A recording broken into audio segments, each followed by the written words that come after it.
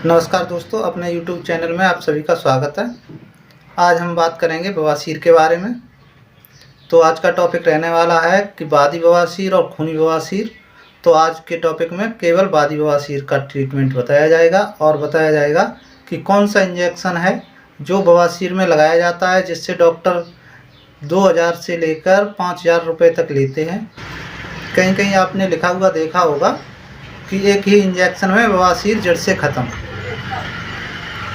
तो चलिए जानते हैं कौन सा इंजेक्शन है।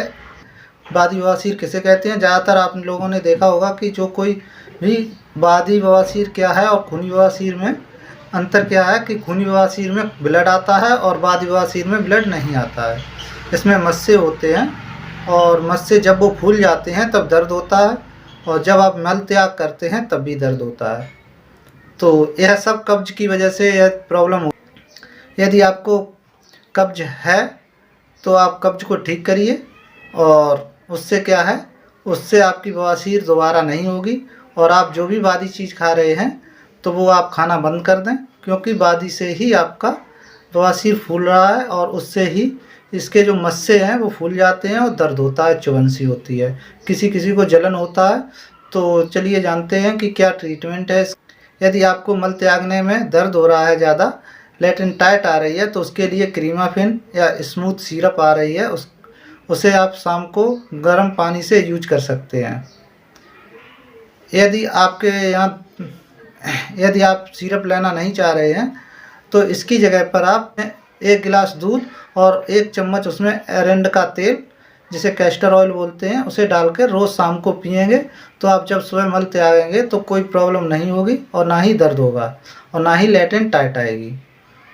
और यदि आपको ज़्यादा दर्द हो रहा है तो उसके लिए ट्यूब आते हैं, जिसमें स्मूथ या फिर आप पाइलैक्स फोर्ट लगा सकते हैं। इनमें से कोई भी एक ऑइंटमेंट लगाएंगे तो इससे भी दर्द नहीं होगा।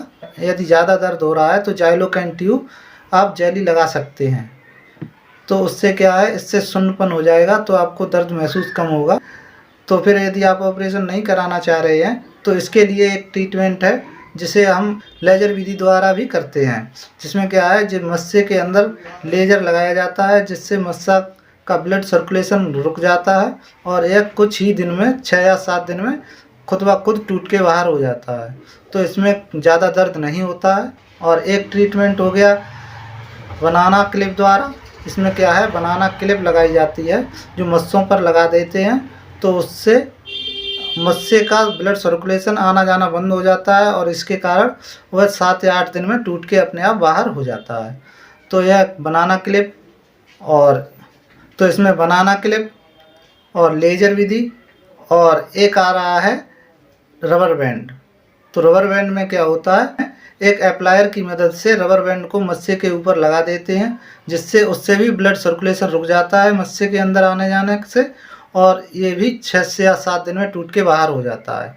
यदि आपके पास बनाना क्लिप नहीं है, लेज़र नहीं है और रबर बैंड का यूज करना या रबर बैंड का इंस्ट्रूमेंट नहीं है आपके पास, तो इसकी जगह पर आप धागा भी बांध सकते हैं। धागा बांधने के लिए क्या करें, आप जाइलोकाइन इंजेक्शन लॉक्स 2%, इसमें क्या है, आपके जहाँ पर मस्सा है वहाँ पर इस इंजेक्शन को लगा देंगे तो यह मस्से फूल जाएगा और वह सुन्न हो जाएगा।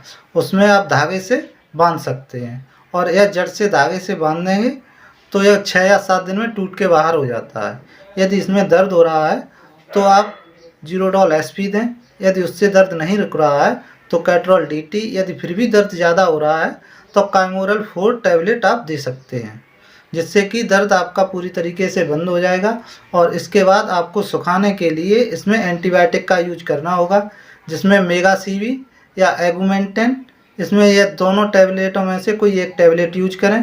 या फिर इससे भी अच्छा यदि आप एंटीबायोटिक देना चाह रहे हैं, यदि ज़्यादा परेशानी है, ज़्यादा सूजन है, तो आप इसकी जगह पर स्पोरीडेक्स 750 mg या 500 mg की टैबलेट दे सकते हैं। यदि जलन हो रही है तो उसके लिए ऑइंटमेंट बता दिया है, वो ऑइंटमेंट लगाएं। और गैस के लिए पेंटॉप DSR कैप्सूल दें। यह ट्रीटमेंट रेगुलर 15 से 20 दिन दें, जिससे कि उनकी पूरी तरह से बवासीर के जो मस्से हैं उनमें दर्द ना हो और मस्से अपने आप टूट के बाहर हो जाएंगे। तो इससे आपका पूरी तरीके से मरीज़ ठीक हो जाएगा। और चलिए अब जानते हैं कौन सा इंजेक्शन ज़्यादातर लगाया जाता है मस्सों में। तो मस्से वाली बवासीर में ज़्यादातर पॉलीडेकेनोल इंजेक्शन दिया जाता है और यह इंजेक्शन इसके साइड इफ़ेक्ट भी ज़्यादा हैं। इस इंजेक्शन को तभी यूज करें यदि आप इंजेक्शन लगाने में एक्सपर्ट हैं।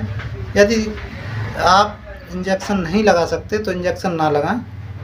और इस इंजेक्शन के साइड इफ़ेक्ट भी ज़्यादा है, जैसे कि आपको हो सकता है घाव बढ़ जाए, वो फिर दोबारा ठीक ना हो, काफ़ी दिन लग जाते हैं, किसी किसी को घाव भी ठीक नहीं होते हैं।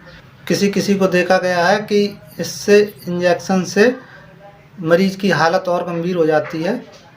तो आप इंजेक्शन ना लगाएं, सुरक्षित रहिए।